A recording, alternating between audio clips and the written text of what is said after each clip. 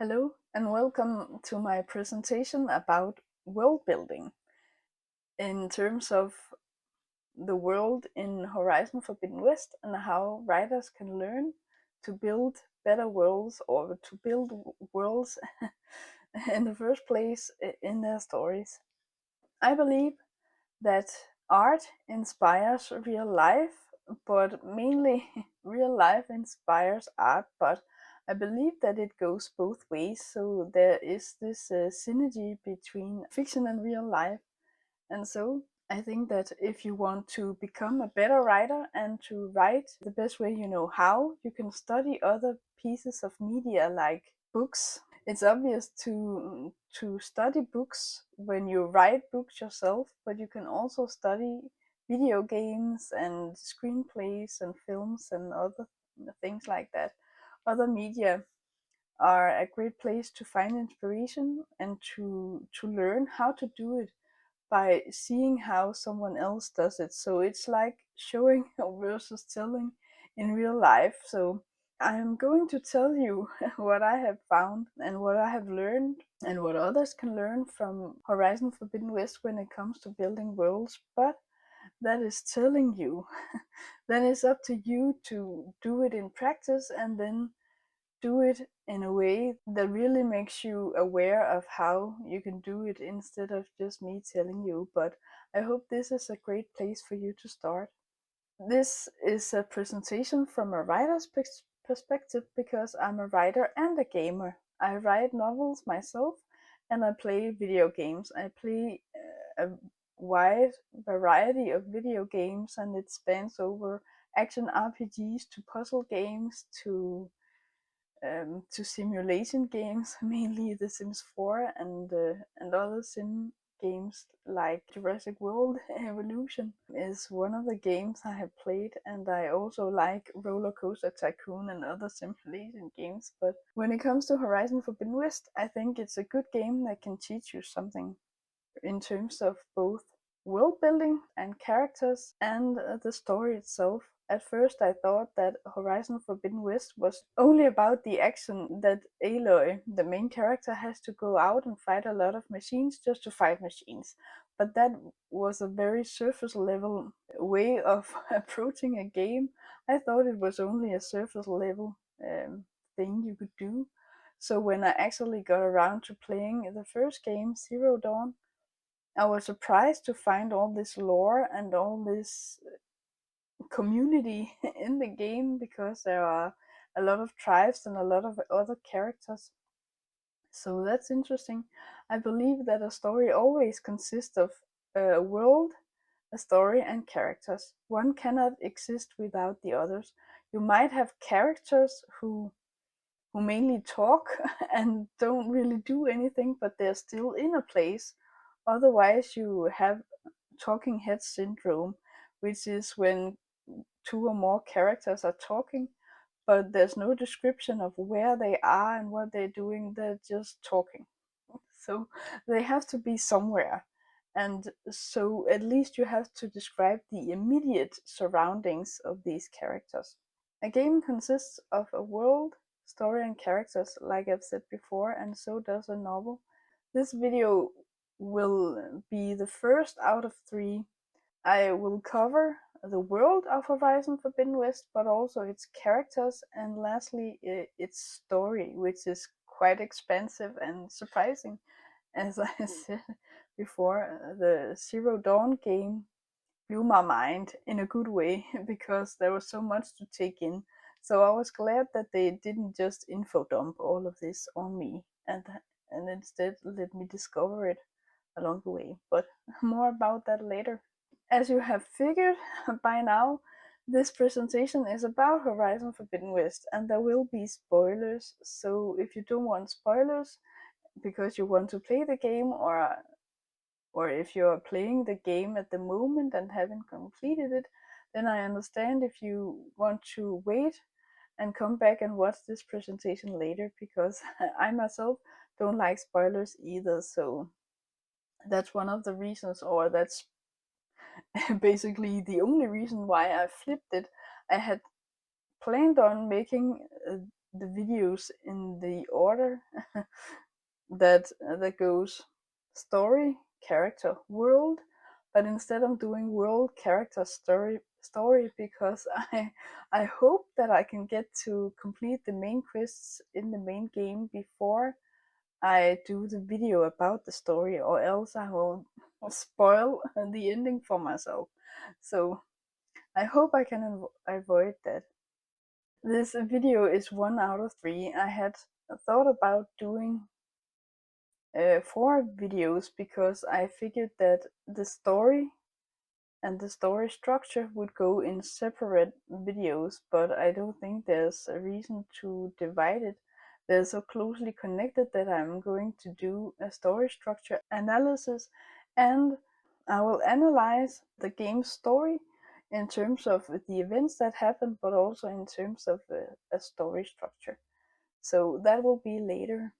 How to prepare yourself for building your world. It can be done in many different ways. What I do myself is that I mainly world build as I write, and then I have an idea in my head of where it takes place and what people I like in general and things like that. And then I write, and then I fill in the blanks. And if I get to something that's relevant, then I will do that. Then I will include information about it at that point.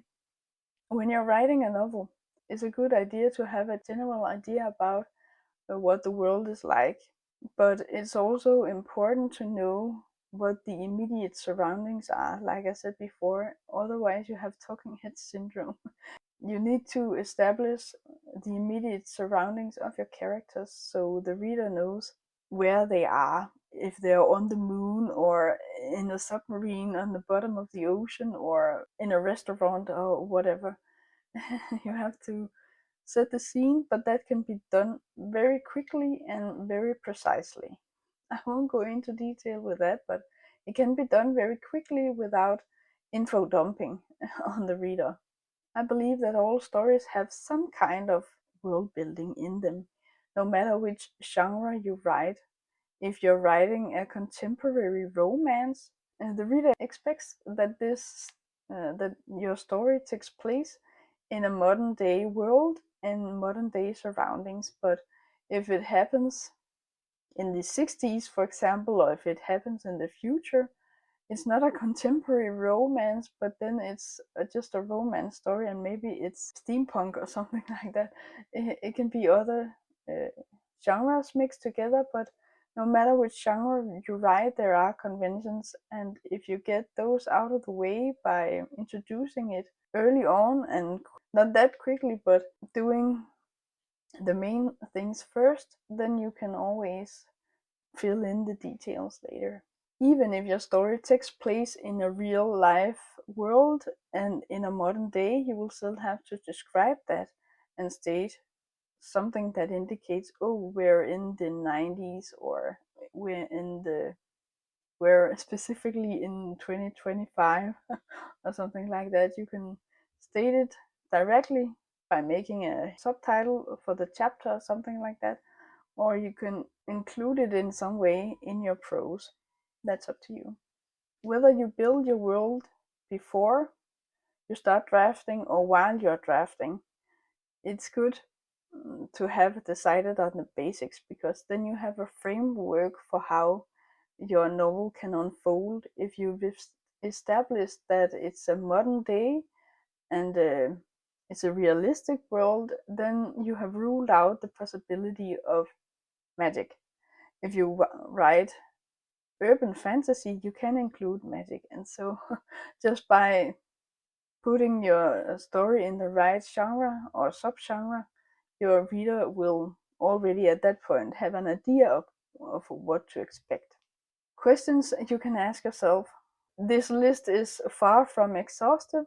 You can think of many other questions, and you can go online and search for world building questions or questionnaires that you can look at. But I hope that this list will be enough to give you a starting point for when you will build your own story.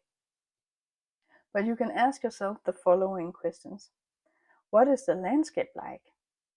what kind of weather is there, and what are the immediate surroundings like.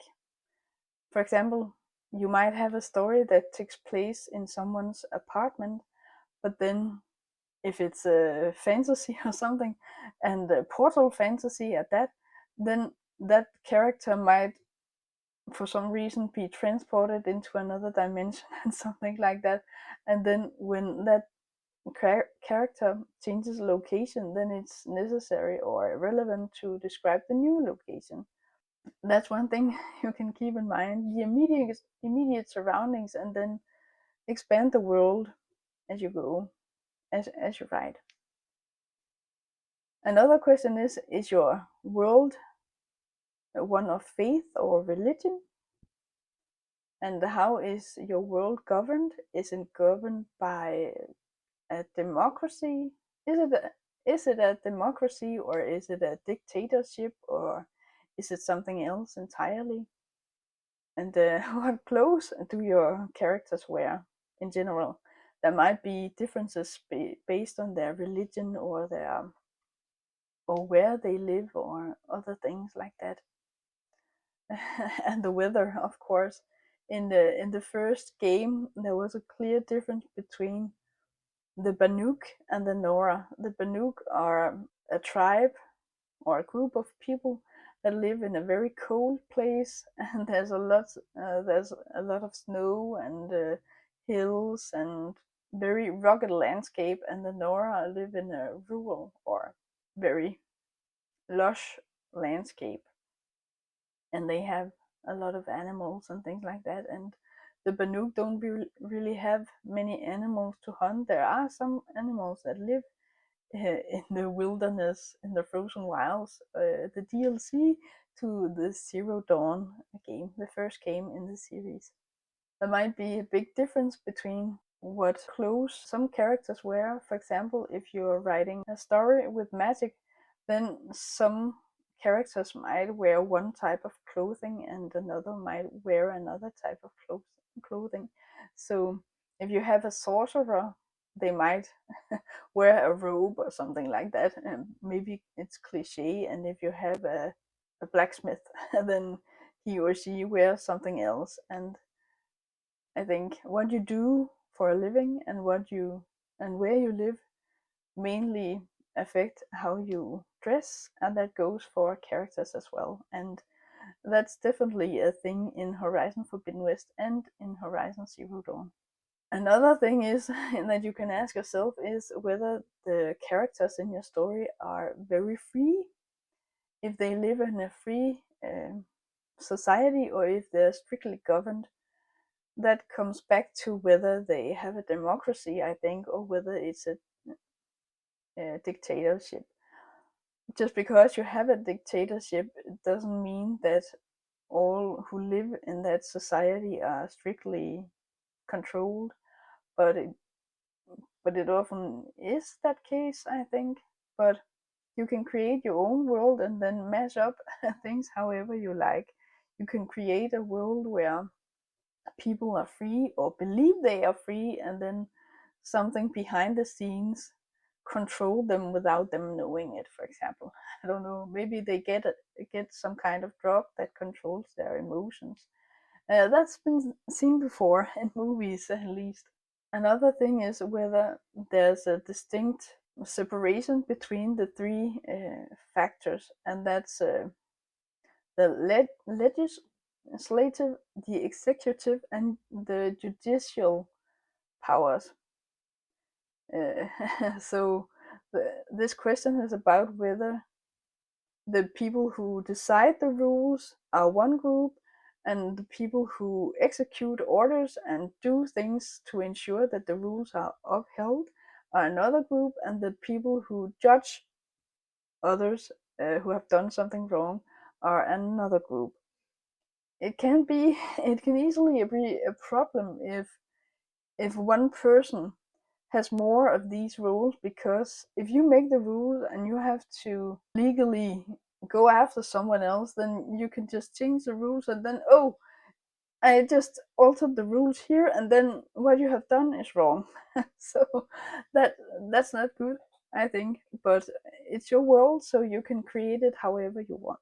Another question is how criminal offenses are handled, and that is tied to these three powers: the executive, or the ones who make the rules, the ones who execute the rules, and those who judge. They should be divided, but they don't necessarily need to be, and they're not always divided into three groups. So you can consider that when you write your novel as well. Another question is, are your characters born into wealth, or do they have to work for it to create their own wealth? And a sub question to that could be, is there a gap between the poorest and the richest characters or people in your world? Are there specific customs and or rules that directly affect your characters' lives? How are the characters' general relationships to others? For example, is it a matriarchal or patriarchal society? So are the women in charge, or are the men in charge? Another thing you can consider is your character's general lifespan. How long do people and or creatures live in your world? I think that maybe long lifespans might make your characters more prone to postpone things because they think they have plenty of time. And if they are expected to live long, then they might postpone things, like I said. But it might also make them more lax in general and just chill and just, I can do it later, and nothing is is in a rush. And on the other hand, short lifespans might make them more willing to take risks, because if they're not expected to be more than, say, 30 years old, then they might get the idea that, oh, I'm going to die soon anyway, and so I might go on this quest and then risk my life because I might not live that long anyway. So it's just an idea that I had. So if your world is filled with people who live long, then that affects your story, I think. And likewise, if they don't live that long, then it's a factor as well. They have to be more in a rush to procreate and to get a career, or if careers are a thing in your world in the first place. Another thing you can consider is whether your world is binary or non-binary. Are your characters only one gender? What gender do they identify as, and what gender do they have, and what is their gender mentality? I think that you should consider this. It might not be important, but it could be part of your plot. For example, if someone goes undercover and is very convincing as the other gender, then it might play a big part. If non-binary people are banned, for example, in your world, then that's a no-go. I can think of the example of Mulan. Mulan is it's a Disney movie, as far as I remember, but uh, she she clearly is a woman and she identifies as woman, but yet she cuts her hair off and goes undercover, so to speak, as a man. She has to avoid getting found out. Gender roles and gender identities and things like that can be important, and just like whether people's sexuality have a role to play in your world. Are people only heterosexual, or are they queer? Are they bisexual, or something else? It can be something that impacts your story as well. And then when it comes to the lore of your story, it might be necessary or relevant to think about whether the characters in your story know what happened in the world before they were born, and not just the generation before them, maybe. Do they know their history? Do they know their biological past? Do they know everything about their parents and grandparents, and do they know what shaped the world they live in? Maybe it's a given if you, for example, write modern contemporary romance, then it's a given that the world is as we know it, and then you don't need to establish a lot of rules and make infodumps about the world. You don't need that much world building, but it's still a good idea to give the reader hints so they know, oh, okay, we're in Chicago in 1995, for example. A sub question to the other question is whether your story is very heavy on the lore or whether it's focused on the here and now. So if you have a lot of world building, then I guess it's because you're writing one of the genres where lore plays a big part. For example, in historical fiction and in fantasy or in sci-fi. In other genres, the lore might not be that important, so it's also something to consider. How do your characters get by on a day-to-day basis? Do they work for someone else so they can buy food and clothes, etc.? Do they have housing? Do they own what they live in, or do they rent it, or do they live in a tent? Are they nomads, or what? How do they get by daily in terms of work and other things that they do to survive? Are they self-sufficient and live in rural communities, for example? Are they farmers or other people who go out and get the food and prepare the food and then eat it? If you can be self-sufficient, then you can get what you need and prepare it, and you don't really rely on others to survive.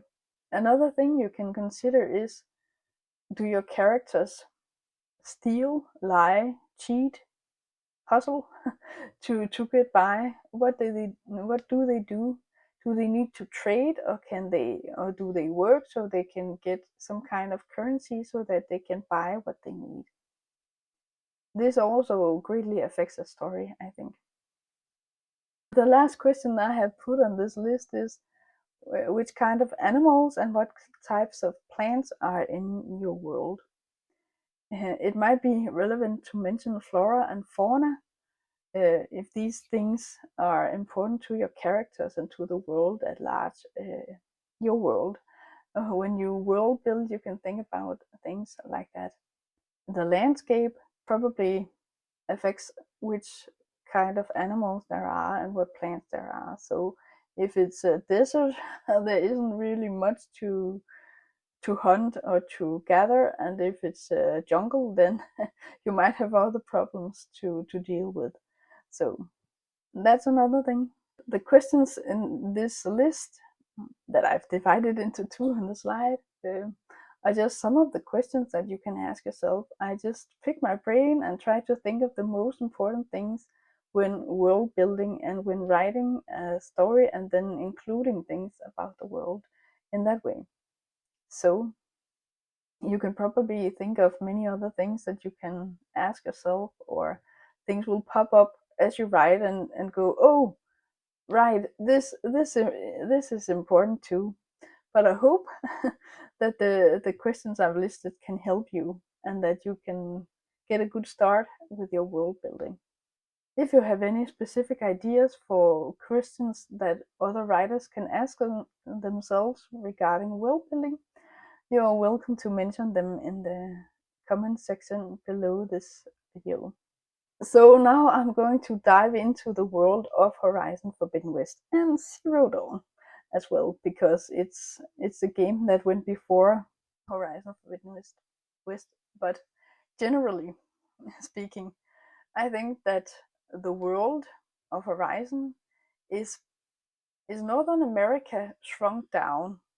So I think it goes from the East Coast to the West Coast, and they have mushed it all together. And then when Aloy travels from east to west, she goes through all these states that aren't really there anymore. There are no borders. She can just go, or there are new borders, but not as we know them today. The world that Aloy and the other characters live in is overrun by machines, and the people living in the world generally didn't know why the machines are there and why they came and where they came from. They just know them, they are there, and the characters in the world, in the games, just live with these machines. And for a long time, they lived in unison. They respected the machines, and the machines left the people alone. But because of events taking place up to and during the games, things change and the machines become more aggressive. And so the people in this world of Horizon need to do more, and they risk their lives more often when they have to go out and find food, because they risk getting killed by a machine. Another thing that is important for this world is that the events took place long before the first game. Like I said before, the people living here just accept the way that things are, and the machines are there, and they just, oh, okay, that's just the way it is. It's natural to them, and to them it's the way it's always been. But it hasn't always been that way, of course, and that is what the main character Aloy finds out during these games. She uncovers the truth, she uncovers the past, and so she can deal with the present and maybe also the future. So, based on the questions I provided earlier, I will now describe the world of Horizon Forbidden West in more detail, and I will go through all of these questions and answer them. I might look more away from the camera because I have to look at what I've written here. What is the landscape like? The landscape in Horizon Forbidden West is very diverse. The world is divided into areas that each have their own landscape, flora and fauna. It spans over lush meadows, deserts, not deserts, but deserts, rural areas, coastal areas, lakes and mountains. Maybe I haven't gotten everything in this list or this answer to the question, but it sums up very nicely that it's basically all of Northern America represented in the game, but in a small scale, so that Aloy can travel past these or through these different areas. What kind of weather is there? The weather varies as well. As Aloy travels through the world, she can experience rain, wind, snow, storms, sandstorms, etc. And the weather is affected by a malfunction in machinery and software systems that were meant to keep the biosphere regulated. So it's a big mouthful just like that, but as I said in the beginning of the presentation, there would be spoilers in this, and that is a spoiler. That's something. This is something that Aloy is finding out during Horizon Forbidden West. She kind of knows that something is wrong at the end of the first game, but isn't really sure. Regarding the weather, that's also a change of pace or a change of scenery when you play the game, because and in one moment it's very sunny and Aloy says, "Oh, it's hot," and then and then the next she says, "Oh, it's cold." I get it. She gets all of this weather not at once, but she experiences a lot of different weather. And in the game, there's a cycle with night and day, of course. So when it's nighttime, it's a bit harder to see and to orient yourself, because there aren't really many lights to guide you in the game. You can go to a campfire in the game and then switch the the time to daytime, but I haven't done that. I have just let the game go through its cycle with night and day to get the real experience, like it's real life. You can't just skip nighttime. And of course, Aloy doesn't sleep. She just powers through. But I can pretend she's sleeping when I'm not playing. That was a side note. What are the immediate surroundings like? Okay, the starting area of Horizon Forbidden West is a very lush and dense forest. At least as far as I remember, it's a very forestry area, and there are lots of medicinal berries that you can pick, and branches as you can use for arrows. So the surroundings play a big part in her survival, of course. Is the world one of faith and or religion? Yes, to some extent. Some of the tribes in Horizon Forbidden West are very religious. The Nora, for example, worship All Mother, and other tribes have strong beliefs as well. The Banuk, for example, are also very religious. Both the Banuk and the Nora are primarily seen in Horizon Zero Dawn, though, so there isn't much religion as far as I can recall in Horizon Forbidden West. Maybe as the farther she goes west, the more people know that religion isn't really a thing. You have to just focus on survival, and then they believe in other things like community spirit and togetherness. In a sense, I'm not sure. How is the world governed? The people in the world of Horizon are divided into tribes. Each tribe has their own rules, and there is no central government. So if Aloy breaks a rule in her own tribe, she has to answer to that, and they will deal with it internally. It won't become a problem unless she goes out of her own or her tribe's area. She starts in the Nora lands in the first game, and then she goes farther west and goes into Karja territory and Oseram territory, as far as I remember. She meets other tribes, and they have their own customs and things like that. And like I said, there isn't really a central government. There isn't a president or anything like that. Each tribe is their own little community, so they make their own rules. And if an outsider comes in and does something wrong, there will be consequences. What clothes do the characters wear or generally wear? In Horizon Forbidden West, the characters' clothing matches their surroundings. So, for example, that means that the Nora, the Nora tribe in Zero Dawn, wear ragged and faded clothes, and they are made of natural fibers like wool, not wood, wool and cotton. And the Tanakh wear dark clothes and bright colors like red, yellow, green, and often black. Yellow, red, and black. And they stand out, but it's also very deserty colors, and they live in the desert, so that makes sense. They're dark, but also not bright, but they're stark colors. Dark, but stark colors, not faded. As far as I remember, the Tanakh's clothes are made of skins, furs, and natural fibers as well. So they hunt the animals that are there in their surroundings, and then use parts from animals to dress themselves, and also natural fibers like the Nora. I've just noticed that the Tanakh clothes are very bright and black. It's a very different color scheme than the Nora's color scheme and the Karja, for example.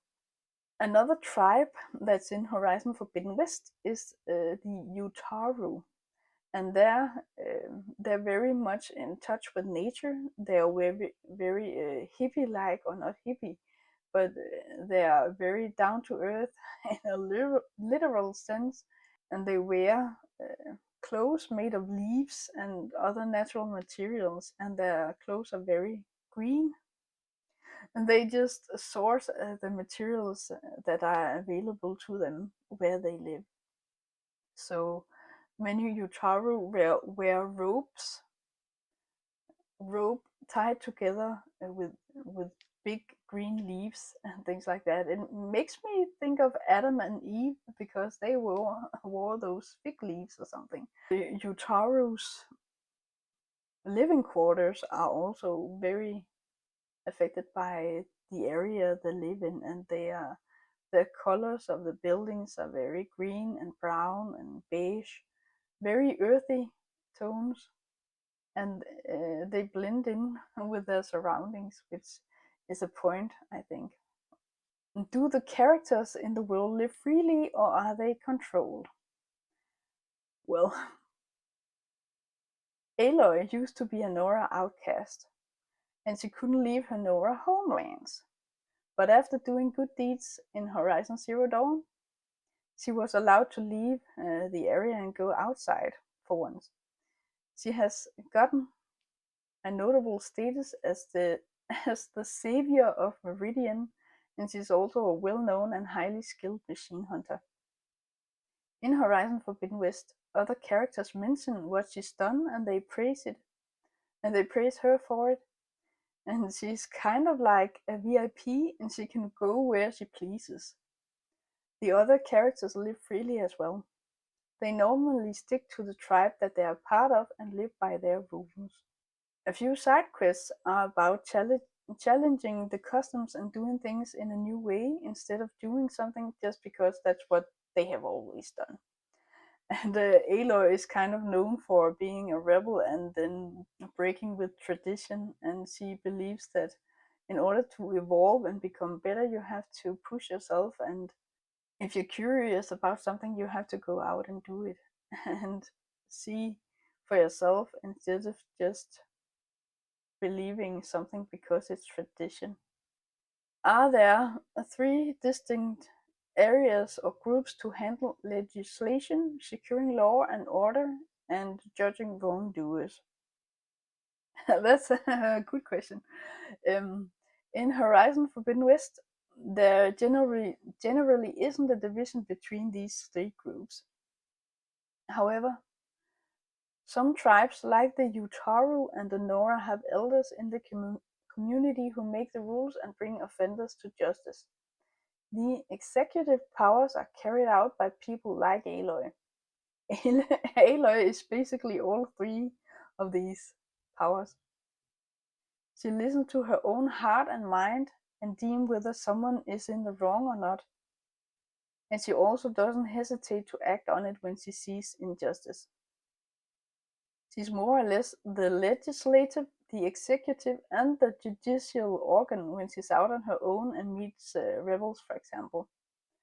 But when she was heading into no man's land, she had to answer to others. but then when the others turned their backs to her, or not literally, she was determined to go and do what she wanted anyway. But then things happen, and she has an excuse to leave anyway. So that works out for the better. Aloy generally does what she thinks is right, and it's up to the player in many cases whether to engage with the rebels or leave them alone. And so you get to decide how tough Aloy is.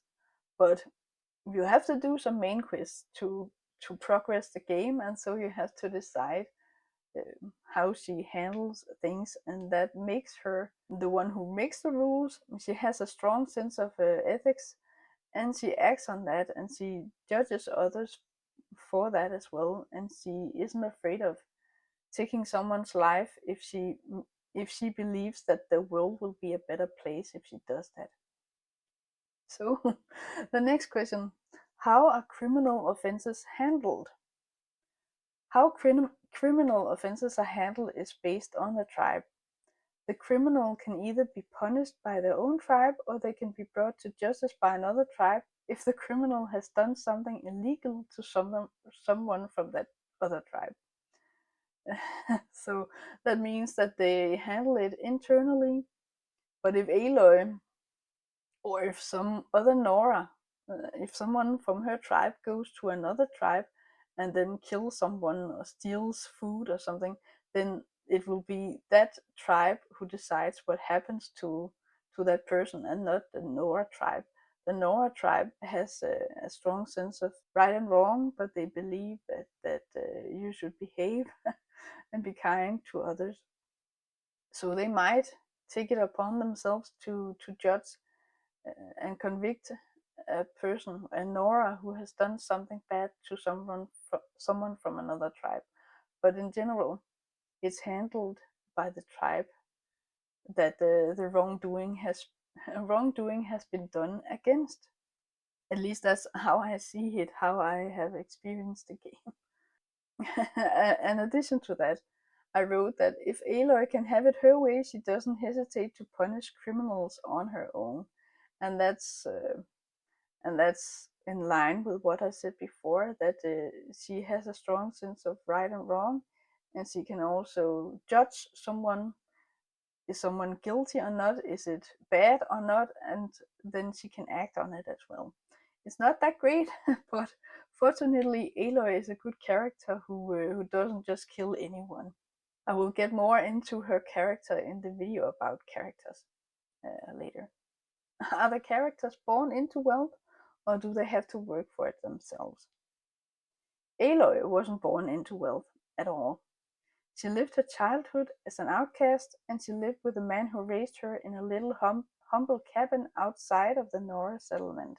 And there isn't much wealth to strive after in this post-apocalyptic world, but the few valuables in the world are shared pretty equally between the members in each tribe. There isn't much difference between the poor and the wealthy. However, one exception might be the Carja in Zero Dawn. The wealthy and powerful people have a lot, but the poor Carjas are doing okay. So even the poor Carja aren't that poor compared to how poor people can be in the real world. So that's good. As I said, there isn't much difference between rich and poor, so that's good. But because it's a very primitive world and they don't have very much, and then there isn't much to fight over. It's about survival and not possessions, basically, if you ask me. Are there specific customs and or rules that directly affect the characters' lives? Aloy was very affected by customs and rules growing up, but finding her footing and her place in life made her break free of traditions and rules. She challenges the rules and customs in Zero Dawn, and that's one of the reasons why she's made a seeker, so she could leave Nora Land in order to pursue her quest. And that's a quest that she goes on in Zero Dawn, and it ends, and she thinks that, oh, everything is all right and it will be fine, and then it ends on a kind of a cliffhanger, and then that leads up to Horizon Forbidden West, and then she continues the same quest but with a different goal. The problem isn't solved yet. How are the characters' general relationships to others? Is it a matriarchal or patriarchal society, for example? Each tribe has its own general outlook on others. Some tribes welcome other tribes, and others are more closed off and don't want to let strangers into their settlements. In most of the tribes, the men and women are equal, but one exception is the Nora. And that's because of All Mother and their culture built around the goddess. Women, especially elder women in the Nora tribe, are considered wise, and so the Nora are a matriarchal society. How long do people or creatures in the world live on average? Okay, so in Horizon Zero Dawn and in Horizon Forbidden West, the world is overrun by machines, and they are more or less created to kill people. So the average lifespan for humans isn't that high. Aloy herself is quite young. She's in her middle to late teens. The eldest humans in the game are probably around 70 years old. That's my guess. I'm not sure.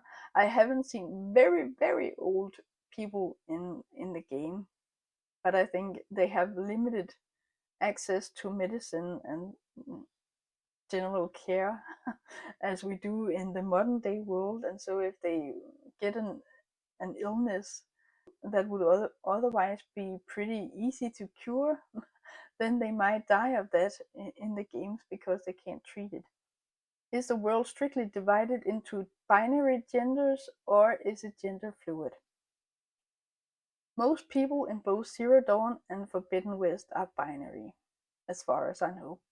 There are non-binary characters here and there, and if I remember correctly, it's suggested that Aloy herself is queer. She's bisexual, I think. I'm not sure if that's true or not, but I think it is. I've seen some shorts from other creators where she kind of flirts with other women, but she also flirts with men. So I think she's bisexual, but she's too young to be into the romance of it, and she's also very focused on her quests, and so she doesn't have time for that. Are people only heterosexual, or are they queer? I kind of answered this before regarding Aloy. This question is closely related to gender identity, I guess, but yes, most characters seem to be heterosexual, but there are homosexuals and bisexual characters as well.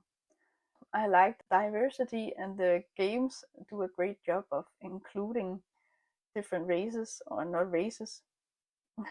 It's all about tribes and where you belong, and not the color of your skin.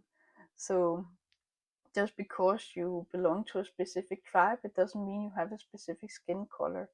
So they share other things than the skin color. Do the characters living in the world know what happened in the world before their time? Is the story heavy on the lore, or is it very centered on the here and now? The characters didn't know what happened in the olden days, but thanks to Aloy and her focus, they get wiser and find out what happened and why the world is full of machines. At least Aloy gets to know this. The core of the first game, Zero Dawn, is based on this, finding out what happened and who Aloy is and where she came from. Without saying anything else to spoil it, I can say that these things are closely related. There is one tribe that knows a bit more than others, and that's the Quinn. They know things about the past because they also have focuses, and therefore they've been able to piece together things that happened before that time, and that's more or less accurate. They know some things and they guess other things, and then when Aloy meets one of the Quinn, they exchange knowledge, and Aloy takes this young woman under her wings and teaches her what she knows. So that's a great aspect of the game I like as well. Zero Dawn is very focused on the lore, as Aloy tries to get to the bottom of what happened, etc. And Aloy still finds the time to fight human enemies and machines who stand in her way. Horizon Forbidden West, however, is focused on fixing a problem in the here and now and finding out certain things. And like I said earlier, this game is a natural continuation of what happened in the first game. They are closely related and connected, but you can play them separately. And then a question with sub-questions. How do the characters get by on a day-to-day basis? Do they work at companies and earn money to buy food, etc.? Are they self-sufficient and live in rural communities, for example? Do the characters in the world steal, lie, and cheat to get by? Or something else? Most tribes are self-sufficient. They live in more or less primitive settlements, and they hunt animals in their nearby surroundings. They harvest crops and pick fruits, etc. They make trades for certain objects. Some items have to be bought.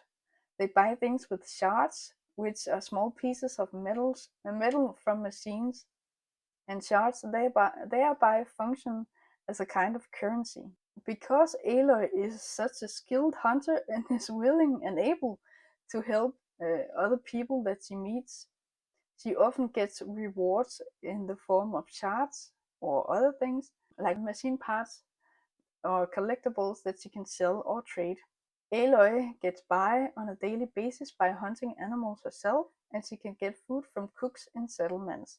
However, she can go without eating anything, and the food in the game is only to give her certain benefits. Just like she doesn't sleep. Once in a while, there's a quest where you have to rest at a campfire or sleep in a bed. Well, that's the first game. She has to rest in the game, and you don't have a choice but to let her rest, but that makes sense. But if you just play and do quests and side errands, side content and things like that, she doesn't need to sleep. You can just go, go, go, go, go. I've also made a note here that says the more advanced societies like the Karja employ people like security guards and advisors, but mostly the tribes are primitive and only get what they need to survive. And so they don't have jobs. They work for themselves, and each worker has a specific function, e.g., a hunter, gatherer, cook, blacksmith, or dyer. Which kind of animals and plants are in the world? Small animals like rabbits, turtles, birds, rats, fish, crabs, and sheep, and/or goats are abundant in Horizon Forbidden West. Larger animals like moose, deer, and bears have gone extinct. They were probably wiped out by machines if they were recreated, maybe from zygotes, or else they weren't recreated at all. They haven't. I don't think they have been able to survive the events that happened in this world before the first game.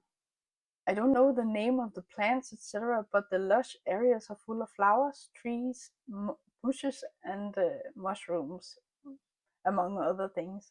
So she can gather things that she needs, food and wood and skins from animals to get by. Now to a world analysis of Horizon Forbidden West. The world is introduced gradually. As Aloy's world expands, so does the players. I.e., we don't get a lot of info dumps about the world and the lore. We discover things as they become relevant. I think I would have been overwhelmed. I was overwhelmed as it was when I played it, the first game and the second game.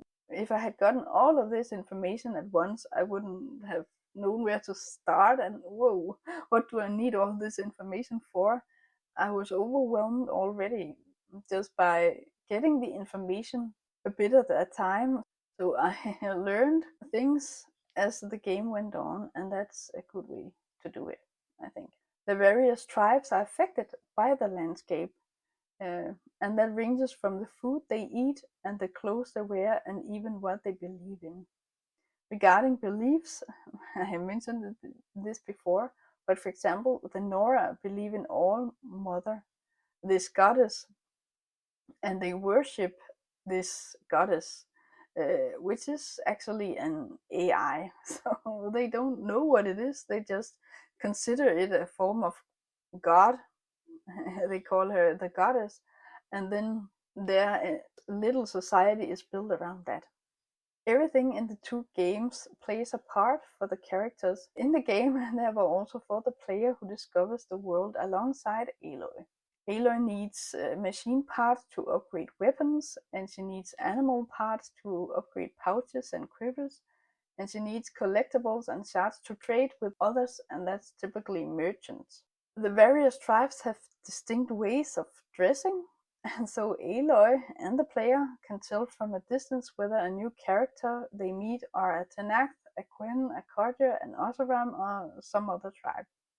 So I haven't really paid that much attention to the clothes they wear, and sometimes I get a bit puzzled when I meet an Oseram, for example, in a Karja camp or something else. A character that wears clothes from a different tribe than the tribe they're in stands out, but I don't really pay that much attention to the clothes they wear. Aloy can discover relic ruins scattered around the world in Horizon Forbidden West, and these relic ruins are old buildings from around our time, more or less, and because of the poor conditions that these buildings are in, they are not used for accommodation. However, the Utaru have built structures or built houses, primitive houses on top of metal structures, and that's a bit dangerous because the middle might rust and fall apart, and then everything will tumble down. But maybe they don't think about that.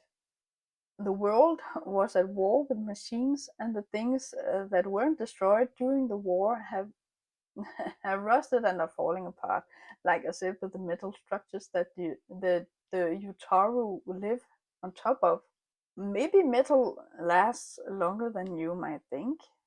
As far as I know, the developers of this game have made an effort to make the buildings and machines and other things that rust decay in a natural way, and reflect how long it's actually been since they were there. The buildings don't last forever, and that is displayed in the game. Because things don't last, the tribes have they have been forced to start a new buildings of their own in their societies, and like I mentioned earlier, some tribes are more advanced than others. The Oseram and the Karja are quite advanced, but the most advanced tribe is the Quen. I don't know how they live and where they live. I haven't gone to that yet. In Horizon Zero Dawn, Aloy starts in Nora Lands to the far right on the game map. The farther west she goes, the more advanced the people seem to get. And in Horizon Forbidden West, she goes even farther west. And when she's pretty close to the west hand side or the left hand side of the game map, she meets the Quen, and I think they live outside of the map that you can see in the game. The focus plays a very important role in both games. And with that, Aloy can see the unseen, as some characters would say, and that gives her an advantage over others. The Nora were taught to fear the old buildings and stay away from them.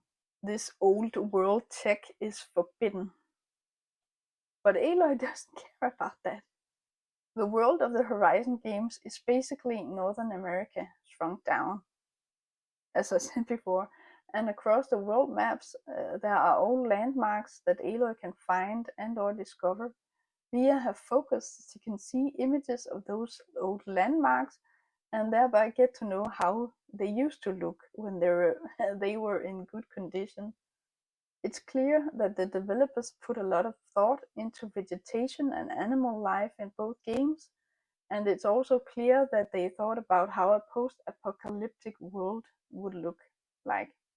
The world in Horizon Forbidden West is equally interesting and diverse as the world in Horizon Zero Dawn, and it's a natural expansion of the world that Aloy already knows. So that also means that the player doesn't need to handle a lot of new surroundings.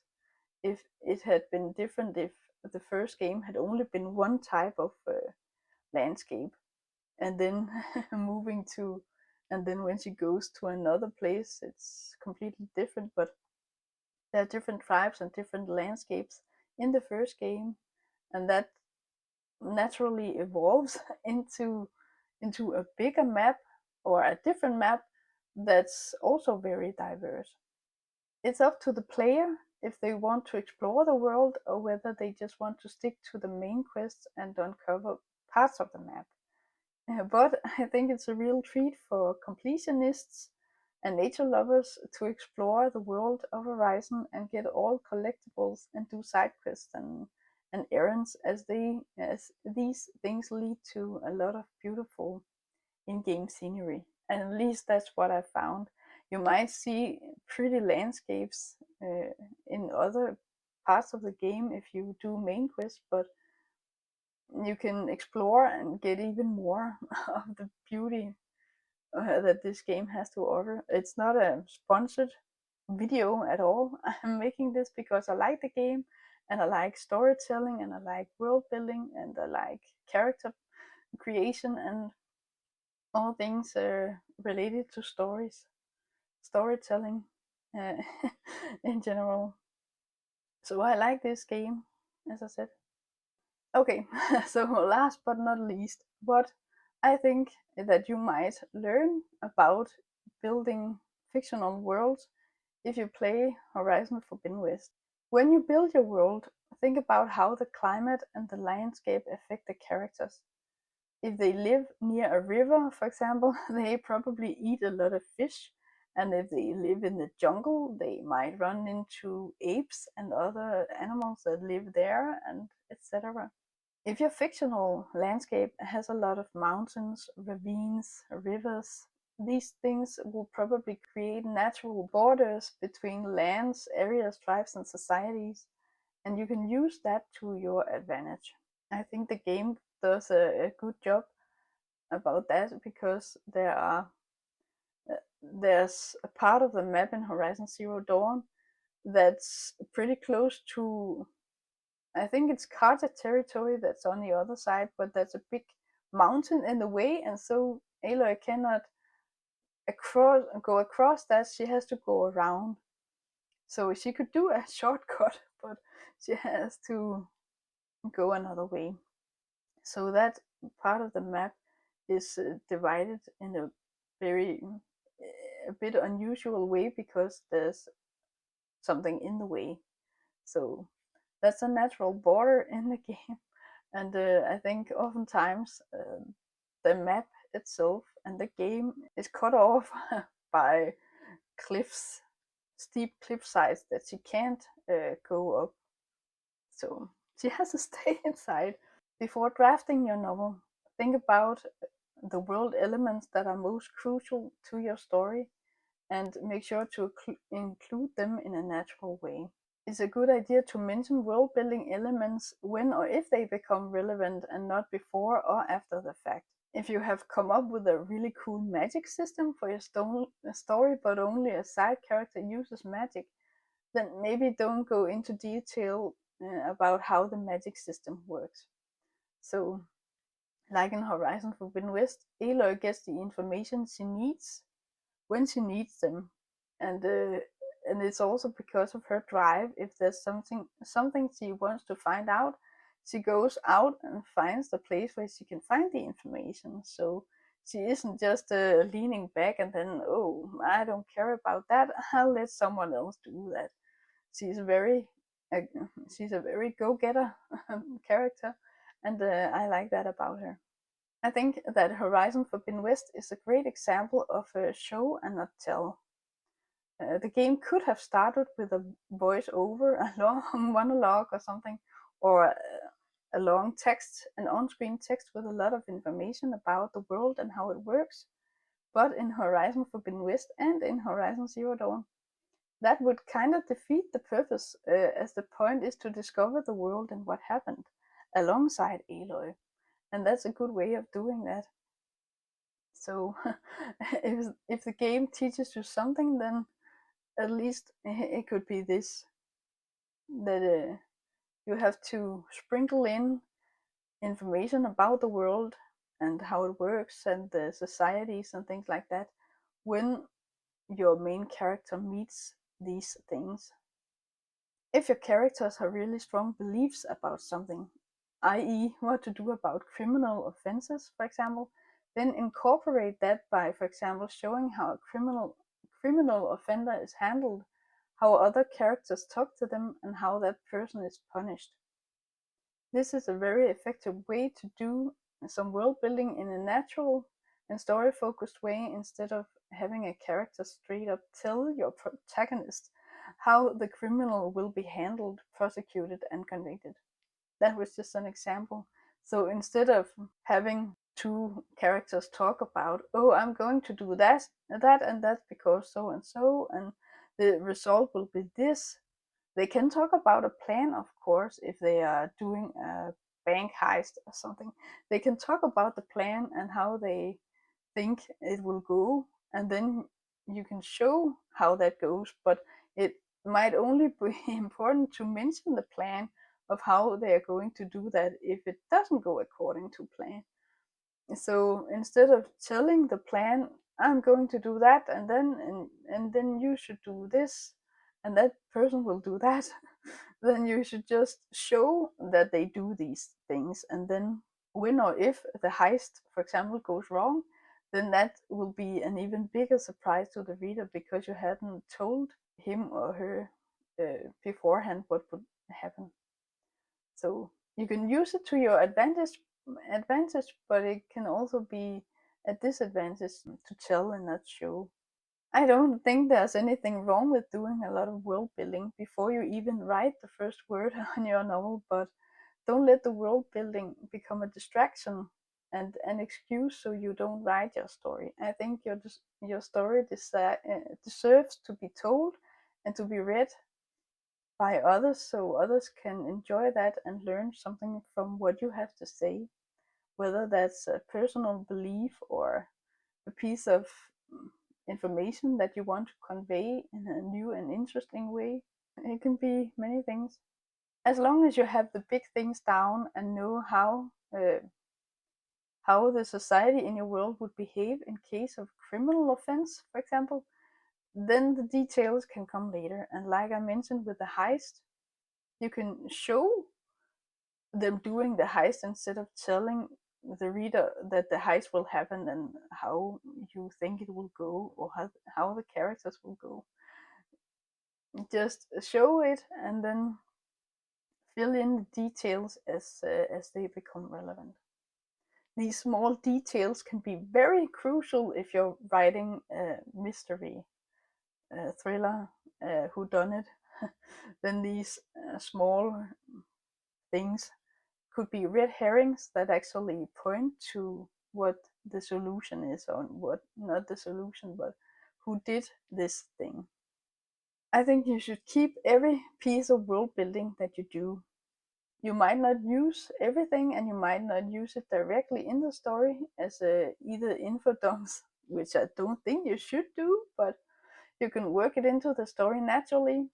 Regardless of whether you use it directly in the story or not, it will help you keep your focus when you write, because then you have the framework for how the story could work or should work with these rules set in place. If you have a matriarchal society, for example, like the Nora in the Horizon games, then it's the women who decide things, and maybe women are more in tune or in touch with the feelings and would go easier on a criminal offender, for example, than if it was in a patriarchal society. But that might not be the case. You can take a cliche, or you can take what people expect and then flip it on its head, and then it will be an even bigger surprise.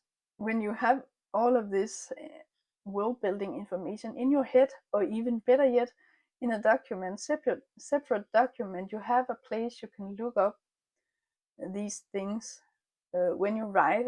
If you get to a specific plot point and you know that you're going to write about something regarding the climate, what is the climate where they are, if they're going to fight, if the battle is taking place outside, is it sunny? Is it rain? Is it snowing? Snow would hinder their eyesight and it would make it harder to see enemies and things like that. And so all of these things help to inform you and to make decisions when you write your story. I think world building is great. It is even greater when it's done right. But if it's done wrong, don't worry about it.